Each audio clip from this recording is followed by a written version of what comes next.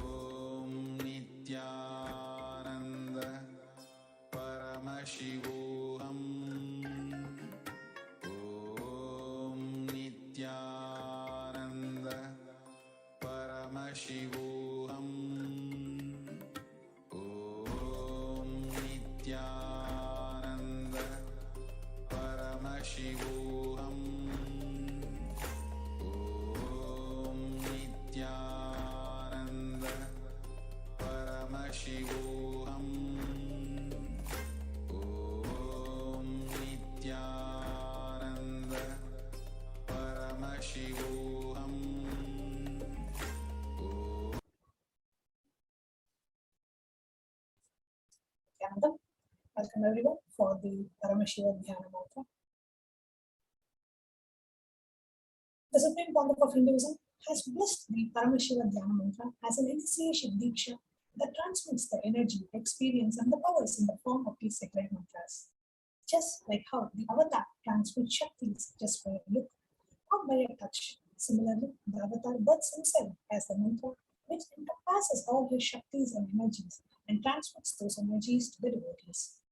Anyone to whom the Paramashivoham mantra is chanted from a space of deep devotion, gratitude, and the space of oneness immediately manifests the reality.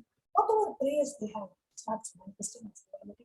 And today, let us all pray to Bhagavan Raja, manifesting in the Nijavatar of the Supreme Conduct of Hinduism, to move us from the feeling stuck. Wherever we are feeling stuck, let us be removed from that pattern and let us start manifesting life positivity, manifesting all the auspiciousness in our lives. And this prayer service, we are offering the prayers on behalf of each and every one of you. The Kailasa'S Department of Religion and the Department of Human Services are offering this Paramashivoham mantra, a Hindu prayer service on behalf of each and every one of you.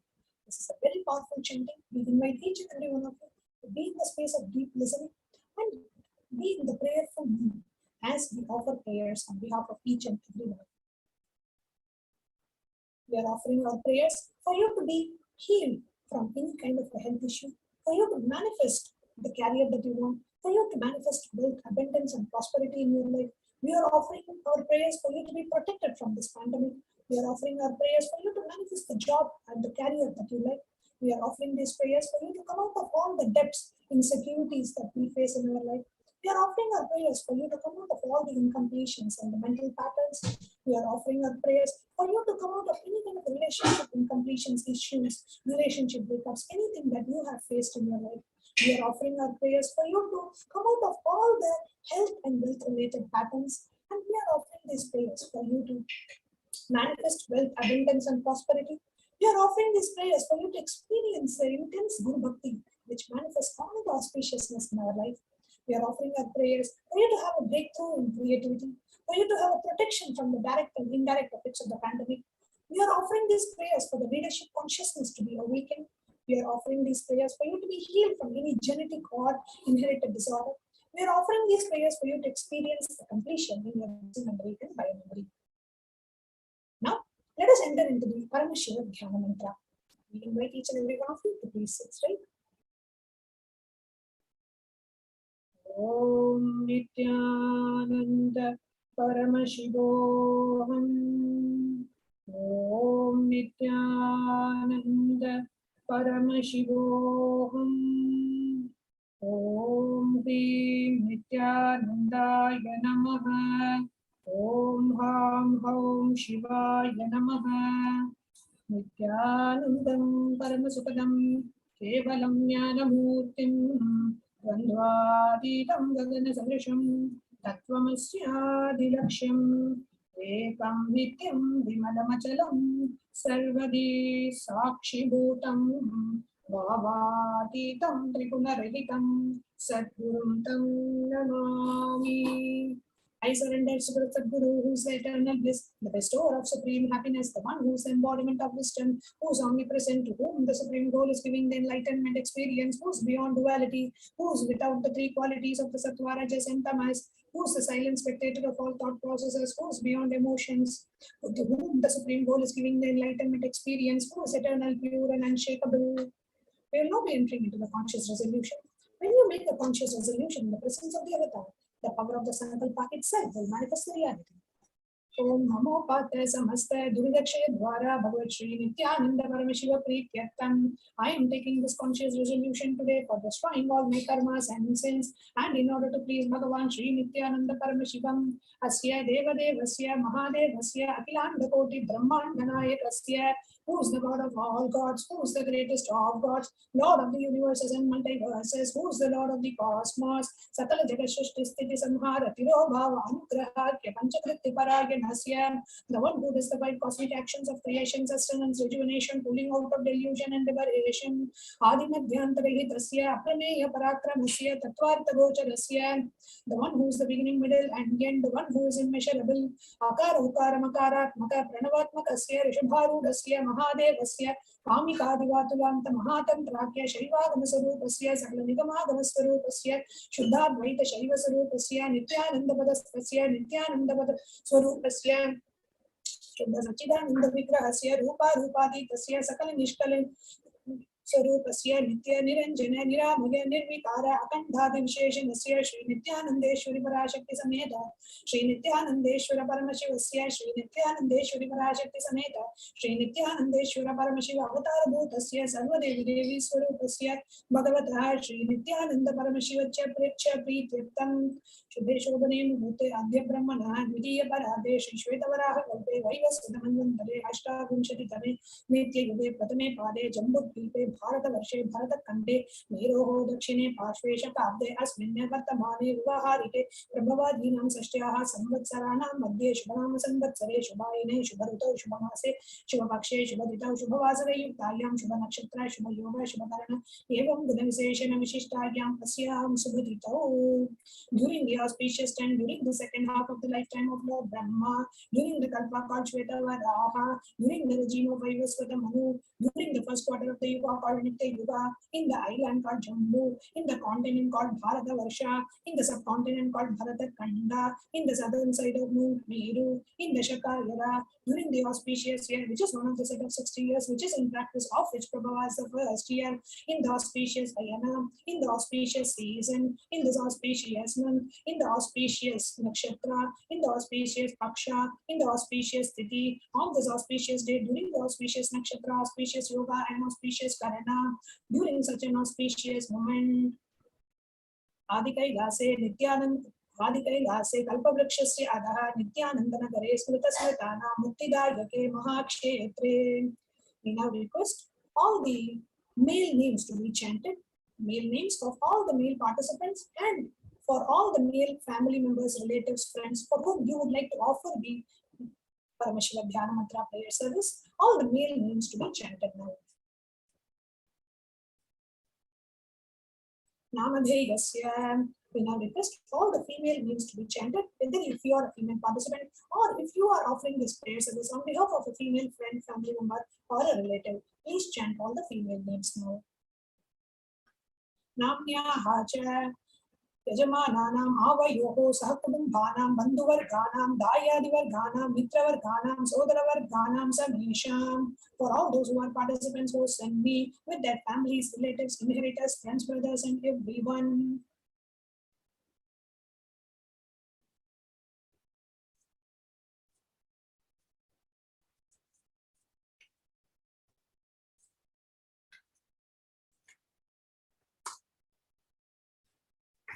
Sarvabhishtasidhyartam, Sarvamangalaavatyartam, Uttarottaranavachinna, Sita Lakshmi Praptyartam. Always let there be all types of good and auspiciousness. Always let there be unbroken flow and steady flow of abundance, prosperity, and wealth. Kudumbe Sarvesham, Sarvamangala Praptyartam, Sarvabhishtasidhyartam. Sarvamangalaavatyartam. Let the family always have all kinds of auspiciousness and anything which is desired be fulfilled. Samesham Adivyanivrityartam Shamesham Shiradipadaparatyartam Vidyamananam Sameshu Angeshu Janita Janishyamana Sakala Vida Nana Vida Roganam Vipohatam Tadvara Arogadridadat Ropahusidyartam. Let all the chronic diseases be healed. Let all kinds of diseases in the body, starting from head till toe, which is occurred or which is yet to occur in the various parts of the body, be healed. Let a strong disease-less, healthy, handsome, and graceful body be obtained. Samesham Parekatra Vishya Kritakarishyamanad Sakala Vida Nana Vida Mantra, Tantra, Yantra, Vishachurna, Abhichara, Stambhana, Marana, Uchadana, Vidveshana, Vishikaran, Adi, Mantrika Prayogebhyaha, Tadvara. Rakshana Praptyatam Tadvara Samesham Sarva Bhishta Siddhyartam. Let protection be obtained from all the evil effects of the acts performed by people either in the past or yet to be performed in the future through the use of mantras, tantras, yantras, poisonous spells, employing spells for malevolent purposes like making a person immune by killing a person through vomiting and diarrhea, upsetting and ruining the health, poisoning, hypnotizing, etc. Apamrityu dosha nivrityartam, kalam mrityu, akalam mrityu, durmrityu nivrityartam. Let all the doshas and ill effects related to death like destined death, unnatural death, fatal death be removed. Samesham, antardrishti, bahidrishti, krura drishti, vyapara drishti, anukula drishti, pratikula drishti, ityadi, sakala drishta dosha nivrityartam. Let all the effects of the evil eyes from known and unknown sources, effects of cruelty, failed eyes, effects of evil eyes of business enemies, effects of evil eyes of people who may project as if they are our well wishers, and the effects of evil eyes of people who are against our well being be removed. Samesham antashatru, bahishatru, krurashatru, vyapara shatru, anukula shatru, pratikula shatru, ityadi, sakalavida shatru bhara nivrityartam. Let all the effects of the inner enemies and outer enemies, effects of fierce enemies, business enemies, enemies who project themselves as good, and enemies who work against our well-being be removed. Samesha, Matrisha, Padi, Sakalavidasha, Panam, Vyapohanattam. Let the effects of all the curses right from the mother be removed. Anadi, Avidya Vasanaya, Pravartamane, Asmin Mahati, Samsara Chakre, Vichitra Bihi, Karmagadi Bihi, Vichitra, Surya, Nishu, Punaha, Anekada, Janitva. From time immemorial, due to ignorance, we get caught in the vast cycle of birth and death. Due to the effects of our action, we take birth again and again in various bodies, which is quite strange. Kenapi Punyakarma Visheshena Bhagavataha Sri Nithyananda Paramashivasya Aparimitaya Kritvaya Idanim Tana Manushya Janma Praptavatam. Yet due to some good action with the extreme and the immeasurable grace and compassion of Bhagavan Sri Nithyananda Paramashivam, we have been blessed with a human body. Samesham जन्मनि पूर्वजन्मनि जन्म जन्मांतरेषु सर्वैः कृतानां शिव निंदा देवी निंदा गुरु निंदा दोष व्यपोहार्थं शिवापराध देव्यपराध गुरुपराध दोष व्यपोहार्थं. Any kind of abuse we may have done to Paramashiva, Parashakti and Guru in the present birth, past birth or in any of the births be removed. Any kind of crimes or offences committed against Paramashiva, Parashakti and Guru be removed. Brahma Hatya Surapana Swarnastege Gurutalpa Gamana Tatsansarghagya Panchamahapataka Adi Samastapava Vyatiniktartam. Let the 5 great sins like killing a Brahmin, drinking prohibited alcohol, stealing gold, having illicit relationship with Guru's wife, one's own mother, elder sister, and other such motherly figures, and associating with those people who have committed one or the other above mentioned sins be removed. Apicha sarvai balye vayasi kaumare yavane vardhakye cha. Let all the karmic effects of the action done as a child, adolescent, youth, and as an old age person, jagrat swapna susupti avastasu. Let all the karmic effects of the action done in the wakeful dream and deep sleep state, karmendriya jnanendriya vyaparaihi sambhavitanam rahasyakritanam prakashakritanam. Let all the sins done through the karmendriyas, that is the 5 organs which perform action like speech, hands, feet, excretion, reproductive organs, and the jnanendriyas, that is the 5 organs which receive information like ears, eyes, nose, tongue, and skin. Rahasyakritanam, Prakashakritanam, Adipatakanam, Upapatakanam, Sankalikarananam, Malinikarananam, Apatrikarananam, Jati Brahmshakanam, Prakirnidanam, Evam Navanam, Navavidhanam, Bahunam, Bahuvidhanam, Sarvesham, Papanam, Sadhyaha. Let the sins which were done openly or secretly, the greatest of the great sins, the minor of the minor sins, sin like raping a woman, unjustifiable sin, sin of destroying the caste system, narrow-minded sins, such male sins and 9 types of sins, and more sins and more types of sins be removed immediately and instantly. अपनोदन द्वारा समस्त मंगल प्राप्त्यर्थं शिव भक्ति देवी भक्ति गुरु भक्ति सिद्ध्यर्थं परमशिवत्व परमशिव स्थिति परमशिव शक्ति सिद्ध्यर्थं. Through the removal of sins, let us be showered with all the auspiciousness, and let Paramashiva Bhakti, Devi Bhakti, and Guru Bhakti be obtained. Let the state of Paramashiva, space of Paramashiva, powers of Paramashiva be obtained. Kutumbe sarvada sanmangala praptyartyam anyonya prema bhivridyartam purnatva siddhyartam sarva panrashta nivridyartam. Let the whole family always always be showered with all the auspiciousness. Let mutual love bloom among all the people. Let completion happen. Let all the mishap be removed. Shipraroghyavaptyatyam ayurabhivridyartam. Let the healthy body be obtained immediately and instantly. Let longevity be bestowed. व्यापारे उद्योगे च सर्वजनवशीकरणार्थं तद्वारा उन्नतोन्नतस्थानप्राप्त्यर्थं. Let your charisma impress everyone in the business and job, and through that let you attain the best of the best position. बहुधन सौख्य प्राप्त्यर्थं गृह कनक पशुपुत्र पौत्र धन धान्य सौख्य प्राप्त्यर्थं. Let extremely wealthy and happy life happen. Let various will be showered in the form of household, cattle, children, grandchildren, money, brains, and all the comforts related to worldly life.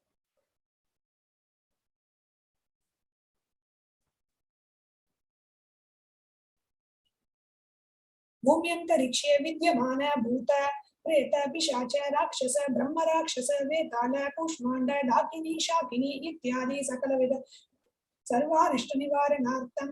Let all the evil effects of that cause calamities on the planet, the evil effects from various demonic beings like Bhuta, Preta, dead people, Pishacha, Rakshasa, Brahma, Rakshasa, Vetala, Kushmanda, Dakini, Shakini, Ityadi, and all the Shakini of all the female demons be removed. आदित्याधीनां नवानां ग्रहाणां दोषपीडा निवारणार्थं आदित्याधीनां नवानां ग्रहाणां आनुकूल्यता सिद्ध्यर्थं. Let all the malefic effects of the 9 planets be removed and let the auspiciousness be bestowed by the grace of all the 9 planets. मनोव्याकुलता निवारणार्थं. Let the mental confusion and worry be removed. प्रारब्धे कर्मणि करिष्यमाणे कर्मणि आदिदैविक आदिभौतिक आध्यात्मिक विघ्न निवारणार्थं. Let all the obstacles be removed with regards to action done or going to be done related to God, world, and spirituality. संस्करण निवारणार्थं धन लक्ष्मी धान्य लक्ष्मी सौभाग्य लक्ष्मी संतान लक्ष्मी विद्या लक्ष्मी सौर्य लक्ष्मी वीर लक्ष्मी विजय लक्ष्मी इत्यादि अष्टलक्ष्मी परिपूर्ण कृपा कटाक्ष सिद्ध्यर्थं. Let all the loans be removed. Let all the अष्टलक्ष्मीज like धन लक्ष्मी wealth धान्य लक्ष्मी food and grain संतान लक्ष्मी offerings सौभाग्य Lakshmi fortune Vidya Lakshmi knowledge Shaurya Lakshmi bravery Veer Lakshmi heroism Vijay Lakshmi success be showered. परीक्षासु उन्नत स्थाने विजय प्राप्त्यर्थं सर्व विद्या पारंगता सिद्ध्यर्थं मेधा शक्ति ग्रहण शक्ति अभिवृद्ध्यर्थं. Let the top rank be obtained in the examinations. Let the excellence be acquired in all the fields of knowledge. Let the memory power understanding ability be increased. इत्यादि सकलविध सन्मंगलानि गुरु कृपा कटाक्षेण प्राप्त्यर्थं. By the grace of Guru, let all the above auspiciousness be showered upon Shri Kailasa'S द्वादशांत Shyamala पीठ आरूढ़ Shri Meenakshi Binder Sundareshwar भिन्न स्वरूप परशिवपुत्र रत्न Kumar. The one who ascended the Madhyadinam Shamala Peetham, which is the supreme place of Kailasa, where Paramashiva resides and rules the whole cosmos and Kailasa. The one who is no different from Meenakshi Sundareshwara, the most beloved son of Paramashiva. Guru Manya Tulya Avatara, Shri Parvati Stanya Panalabdha Divya Jnana Vishnu Tasavim Bhumpamadhamasara Bhuta Dravida Veda Pravatre. The young boy who is the gem among Guru Sandam equal Avatar, the one who received enlightenment by drinking the blessing of Devi Parvati, the author of the famous Dravida Vedam, which is the essence of all the Vedas and Agamas. Srimad Paramashiva Karuna Samadhigata Bhaktanaya Chatra Shriyani Niyamana Chatra Chamana Shri Chindu Kaharaji Samasta Viratavali Ananta Jnana Vijnana Chakravarti. The one who adorned by the quadrangular palanquin made of pearls immediately received by the grace of Paramashiva, adorned by the musical instruments Ambarla Chambara and sacred symbols of worship, adorned by the hymns of praises, the one who has won the whole world by his enlightenment and the signs of enlightenment and being worshipped by all things as the supreme ruler. सर्वजन संग सत्यो निर्वाण दीक्षा वेगा पवर्ग वर्ष विश्वान जीव भूता परमतलभ Kesari. The shower of Videha Mukti and the immutable state of enlightenment and immediately by Nirvana Diksha to all people. The one who creates this protecting leader, the roaring lion, the trumpeting elephant for other religions.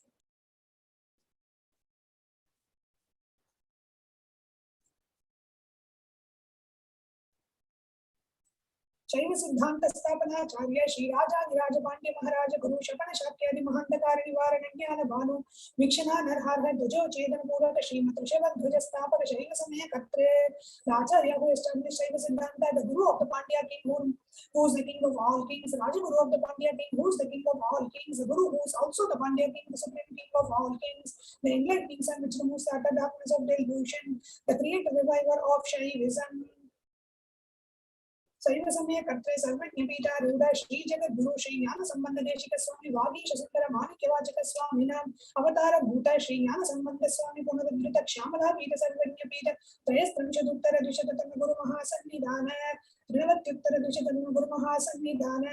The one who is the ruler of the Sarvajña Pita, the seat of omniscience, or the avatar of such above mentioned attributes, the Guru of the whole world, Shri Jnana Sambandha Deshika Swami, Upper Sundara and Manikavachaka Swami, or the ruler of the kingdom of enlightenment, Shamala Pira Mahasamsthana, which was revived by the Jnana Sambandha Swami, or the one who has ascended the seat of omniscience, the 293rd Guru Mahasannidhana, Arunagiri Yogeshwara Paramparagata Arunachala Sarvajña Pita Guru Mahasannidhana, the one who has ascended the seat of Arunachala Sarvajña Pita in the lineage of Kailasa. Kailasa Paramparagata Kanchi Kailasa Sarvajña Pita Trayastramshaduttara Dvishatatama Guru Mahasannidhana, the one who has ascended the seat of Kanchi Kailasa Sarvajña Pita as the 233rd Pontiff, in the lineage of Kailasa, Nityotsava Nitya Mangala Nitya Kalyana, Adi Kailasa Nithyananda Pita Mahasamsthana Mahasamhasana Pita Katre, the creator of the Nithyananda Pita Mahasamsthana Mahasamhasana Pita, which is eternally celebrating, auspicious, and having the attracting energy of enriching.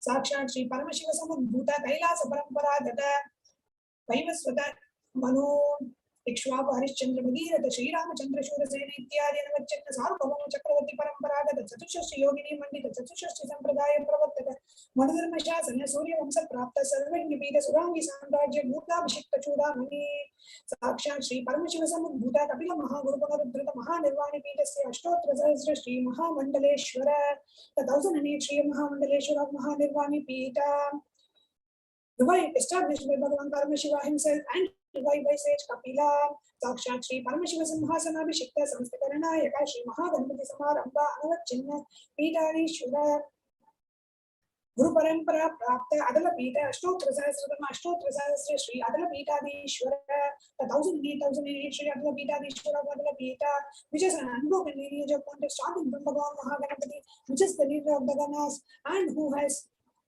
was coronated by Bhagavan Paramashiva himself. Dharma Mukti Swarga Puraswarana Pita Trayo Vincha Guru Mahasannidhana, the 23rd Guru Mahasannidhanam of Dharma Mukti Swarga Puraswarana Pita, Kailasa Paramparagata Adi Pita Nithyananda Pita Jagat Guru, the Jagat Guru of Adi Pita Nithyananda Pita in the lineage of Kailasa. Shri Kailasa Punaruddharaka, Shri Kailasa Paramacharya, Shri Bhagavat Shri Nithyananda, that Shri Srimad Paramahamsa Parivrajatacharya Varya Sachidananda Pranava Swarupa Shotriya Brahmanishta Nityotsava Nitya Mangala Nitya Kalyana Nitya Rajita Adi Kailasa Nithyananda Pita Mahasamsthana Mahasimhasana Pita Katre, the one who is in the state of Paramahamsa, the Acharya of all sannyasis and Parivrajakas, embodiment of the pure truth consciousness and bliss, the embodiment of the sacred syllable Om, the knower of the Vedas, the one who is established in the super consciousness. Isham Padara Vindayoho Bhakti Siddhyartam, Guru Kripa Kataksha Siddhyartam, Kshemasthairia Virya Vijaya Airarogya Aishwaryanam Abhividyartam, Dharmartha Kama Moksha Chaturvita Kalapurushartha Siddhyartam, Mama Samasta Duridobhashantyartam, Samasta Mangalavapyartam, Bhagavat Shri Nithyananda Paramashiva Prasadena, Sapadam Bhasya, Jnana Vairagya Jivan Mukti Prapyartam Cha, Shri Nithyanandeshwari Parashakti Sameta, Shri Nithyanandeshwara Paramashiva, Shri Nithyanandeshwari Parashakti Sameta, Shri Nithyanandeshwara Paramashiva Avatara Bhuta Sarvadeva Devi Swarupasya Bhagavataha Shri Nithyananda Paramashiva Checha Dhyanam Shodashopachara Sarvopachara Archanara Pujam Pratanam Karishe Om Anandagandha Nilayaya Namaha Om Bhavaroga Veshajaya Namaha Om Kalpatara Ve Namaha Om Pashupatage Namaha Om Pashavimuchakaya Namaha Om Ipsidapanadayakaya Namaha Om Bhagyavritti Parivartakaya Namaha Om Samista Kalyana Guranvitaya Namaha Om Adibhyadi Vinashakaya Namaha Om Vidadi Purishaya Namaha Om Shri Kailasapatike Namaha Om Shiva Shakti Kaswarupaya Namaha Om Ham Ham Shivaya Namaha Om Shri Nithyanandeshwari Parashakti Sameta Shri Nithyanandeshwara Paramashiva Shri Nithyanandeshwara Parashakti Sameta Shri Nithyanandeshwara Paramashiva Avatara Bhuta Sarvadeva Devi Swarupa Shri Nithyananda Paramashiva Chadhyana Sameta Shri Nithyanandeshwara Paramashiva Sarvadeva Devi Swarupasya Shri Shri Bhagavat Shri Nithyananda Paramashiva Shri Jnana Sambandha Deshika Paramacharya Swami Namaha Om Nithyananda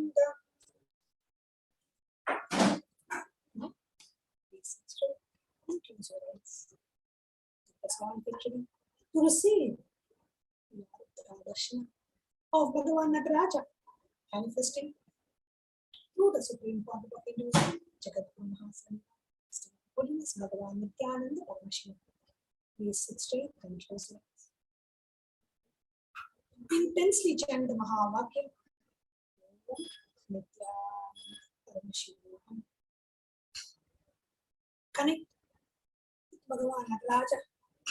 Visualize his beautiful cosmic dance, permeating through every atom, every cell, every particle in the universe, vibrating in the cosmic dance. Visualize the beautiful cosmic dance, the Ananda Tandava of Bhagavan Nataraja. Create a deep, sincere prayer. Have a deep yearning to have the darshan of Bhagavan Nataraja. Intensely pray to Bhagavan Nataraja. Earn to have his darshan. Just the one darshan, one glimpse, one glance of Bhagavan Nataraja can remove all our karmas and manifest all the auspiciousness that we want in our lives. The only thing that we need to experience in Raja is the deep earning, the deep earning to have the darshan, the deep earning to receive and to have the darshan of Bhagavan Nataraja. Like how the great Tirunalai Povar Nayanar Nandana, as he is famously known, how he earned to have the darshan of Bhagavan Nataraja, how he earned to go to Tillai Chidambara. His only wish was he should have the darshan of Nataraja. Let all your desires integrate into this one desire. Let me have the darshan of Bhagavan Nataraja. Let Bhagavan Nataraja perform the Ananda Tandava. Let him reveal himself to me. Let me have the Bhava Samadhi of Bhagavan Nataraja with Bhagavan Nataraja. Have the deep earning in you as you intensely chant the Mahavakya. Om Nithyananda Paramashivoham. Intensely chant the Mahavakya. Let your whole being be in the space of deep gratitude, devotion, and surrender.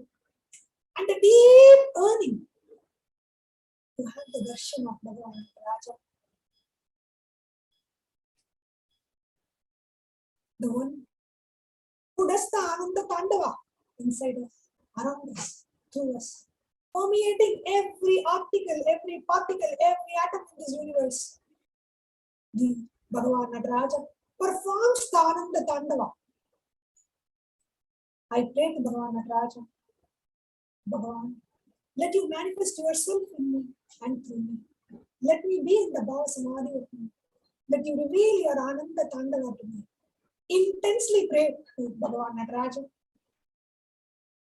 to experience a deep feeling connection, to experience, to witness the Ananda Tandava, to witness, to have the darshan of the cosmic dance of Paramashivoham, to have the darshan of Bhagavan Nataraja performing the Panchakritya, Srishti, creation, Sthiti, sustenance, Samhara, rejuvenation, Tirobhava, pulling out of delusion, and Arudra, liberation.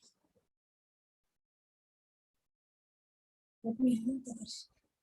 Let me be blessed with the Arudra darshana of Bhagavan Nataraja. Just intensify the earning in you. Like how a child cries to have the darshan of the mother.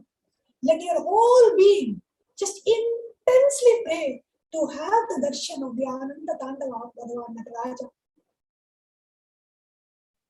The Puranas say, to see Nataraja, all the devas and the gods and goddesses from Kailasa and from the Swargaloka, all the rishis, munis, ganas, gandharvas, yakshas, from all the 10 zones, they all gathered to have the darshan of Nataraja. In the Ponnambalam, as Nataraja dances in Chidambaram, today we are all blessed with that same moment to receive the darshan of Bhagavan Nataraja. How blessed we are. not just in the horizontal time zones on the planet Earth, in all the vertical time zones, all the sentient beings are waiting to have the darshan. Oh Bhagavan Nataraja, let you reveal yourself to me. Let me have the darshan of the Ananda Tandava. Intensely pray to Bhagavan Nataraja. Let our whole being melt in the space of deep gratitude, devotion, and service. Intensely chant the Mahavakya. As we get ready, receive the darshan of Bhagavan Nataraja. Let us all intensely chant the Mahavakya. Om Nithyananda Paramashivoham.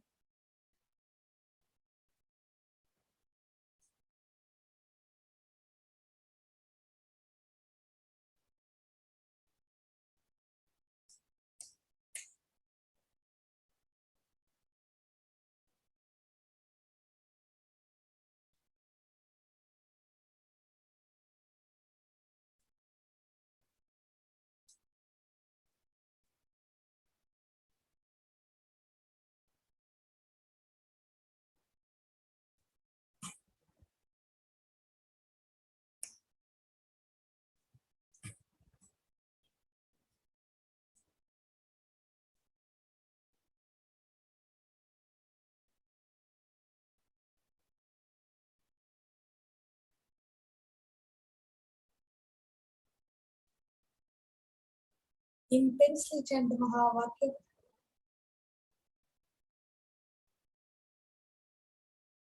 Pray, pray, and pray. Prayer with a deep patience and with a deep passion. A passionate patience. A willful prayer. Have a strong will. Have the darshan of Nataraja and a deep prayer. Oh Bhagavan, let you reveal yourself to me. Let me have the darshan of your cosmic dance. Pray to Bhagavan Nataraja.